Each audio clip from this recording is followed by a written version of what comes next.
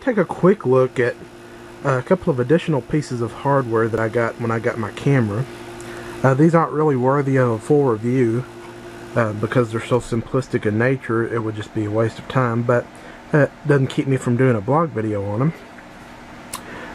You guys know by now that in that cabinet rests our home networking server, FreeNAS, running FreeNAS. But our home network is only 100 megabit network.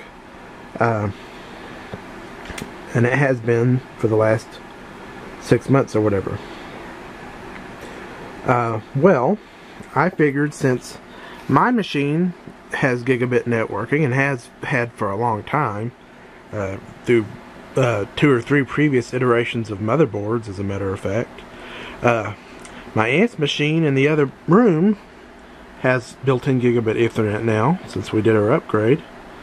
And, you know, the natural evolution just seemed to be calling me to go ahead and pick up a Gigabit switch and a Gigabit Ethernet card for the FreeNAS box that is sitting in that cabinet right now.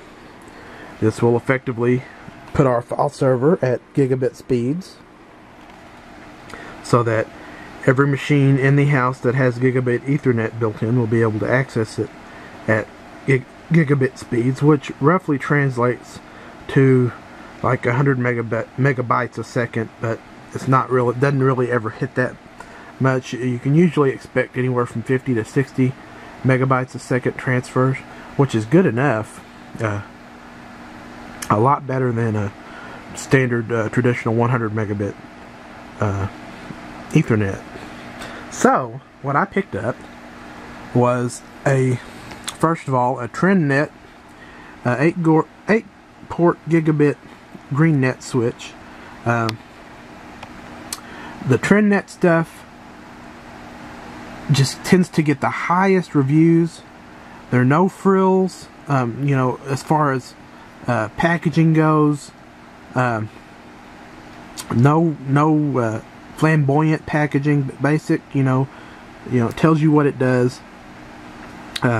These are GreenNet switches, which kind of attracted me in that we're trying to save power around the house as much as possible, especially during the summer, to keep our electricity bills low.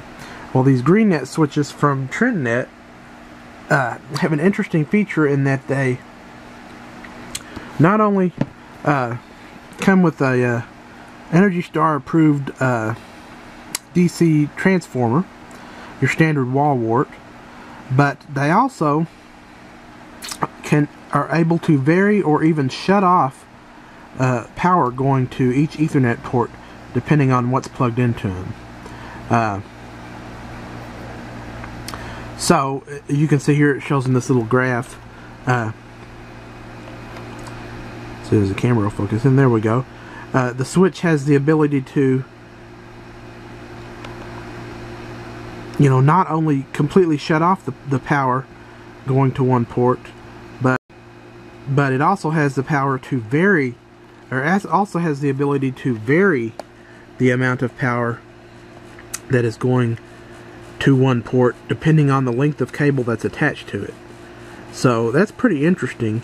And we do live in a mobile home, so the length of the cable runs aren't particularly long. So this should help us out some. And yet it is a full gigabit switch. This is an 8-port switch, which gives us plenty of room for expansion. Not that the 5-port switch I'm using now is, you know, running out of ports. Well, it's coming close, actually. I've got 1 port to spare, and that's the port I usually use for my test, you know, if I'm working on a machine. So, anyway, got that, and then along with that, we got this little baby. This is a Gigabit PCI adapter, again from TrendNet. Well, this camera just does not want to focus in on that for some reason. Nothing too special about this, except that, again, this comes highly recommended.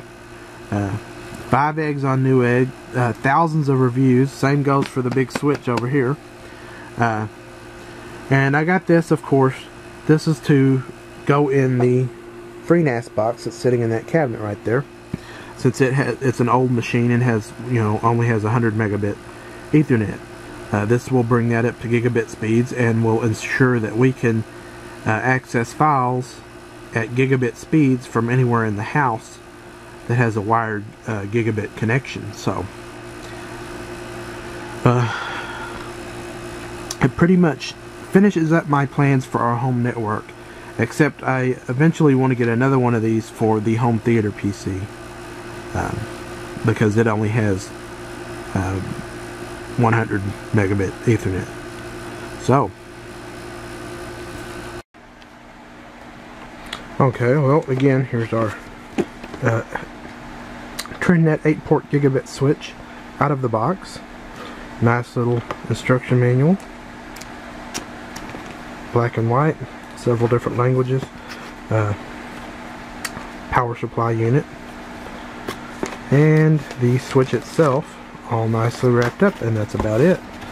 What else is down there? Feet, rubber feet for the switch, which I guess are optional, especially if you like stacking your switches. Here's the switch. New anti-static packaging. One thing I like about the TrendNet equipment, it reminds me of the older Linksys and Allied Telesin equipment in that they are very robust, metal case, all around metal, no plastic to be found except for maybe around this power receptacle. The nice plain front, not too flamboyant, just, with a set of activity LEDs. The color on these bottom LEDs changes from red to green to indicate whether it's connected at 100 megabit or 1 gigabit speeds. As you can see, we got 8 ports. 1, 2, 3, 4, 5, 6, 7, 8. This is a plain old non-managed switch. You pretty much just plug and play. Whatever device you have behind the switch, be it a firewall, router, it's the one responsible for assigning network addresses and whatnot. The switch is just responsible for transparently communicating all that data between devices. Think of it as an extension to your router, if you will.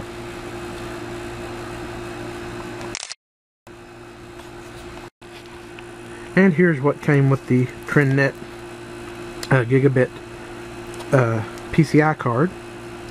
Basic PCI card. This one you see on Newegg.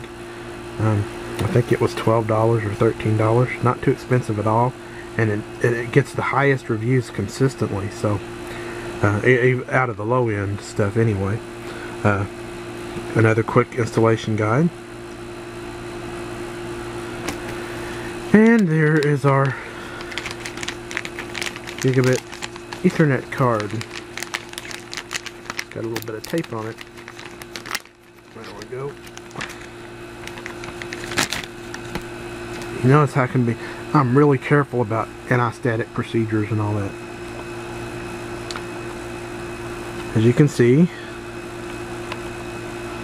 focused in a little bit too close, uses a Realtek chipset, plain Jane PCI Ethernet card that happens to support 100 megabit and gigabit speeds. Nothing too special about it. It's not an overly expensive card. Like I said, 12 or 13 bucks. So as you can see, it does use electrolytic capacitors.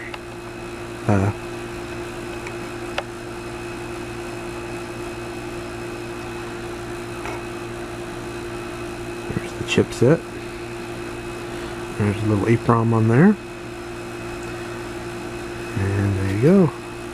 And there's the back.